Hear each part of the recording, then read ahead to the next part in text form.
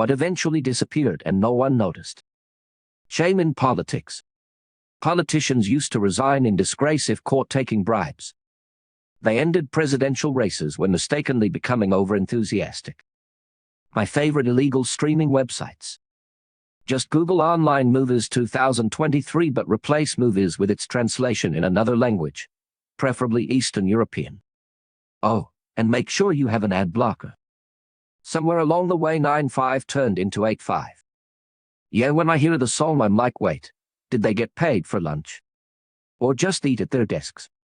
Or did they actually not work 8 straight hours? They got paid for lunch. The idea was that them being there at lunchtime was because the company paid them to be there the entire time. Companies also used to have company cafeterias that sold decent food at a very reasonable price. Someone answering the phone at businesses. I have to call doctors' offices daily for work, and there is one that has I timed it, nearly 4-minute long opening message. It includes hours, address, with directions, COVID policy and new patient policy. You have to listen to the whole thing before it lets you hit the extension you want. I hate it. Gaming consoles at McDonald's. Or in big markets.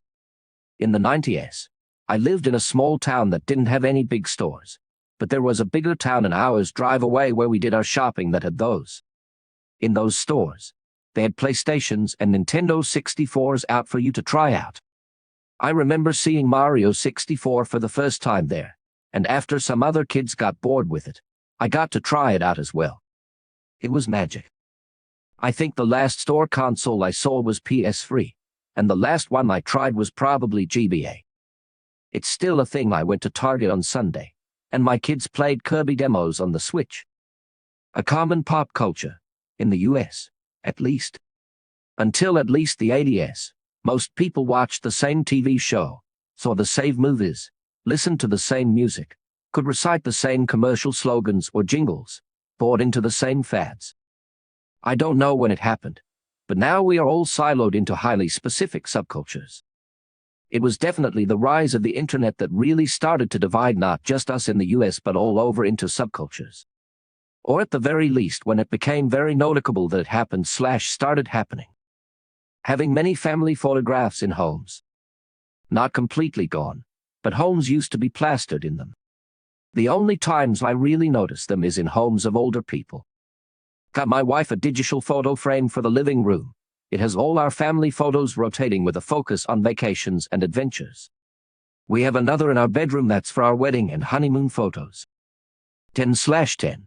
Absolutely great investment. So many happy memories, and it never fails to put a smile on her face at least once a day. For parties, we'll purposefully change the photo sets to include anyone who's visiting to see if they catch it.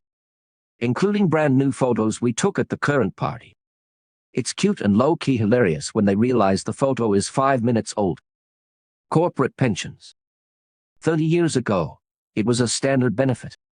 401ks turned out to be an excuse for corporations to junk pensions. And now they're doing the same to health insurance. They're being replaced by health savings accounts, which is essentially the privilege of paying for your health care out of your own pocket. Years ago, it was common to have PPO insurance with no out-of-pocket cost to you. You'd only have copays for prescriptions and office visits, but no weekly contribution needed to come out of your check. Fast forward a few decades and now you're paying out the nose for a shitty HMO or HSA.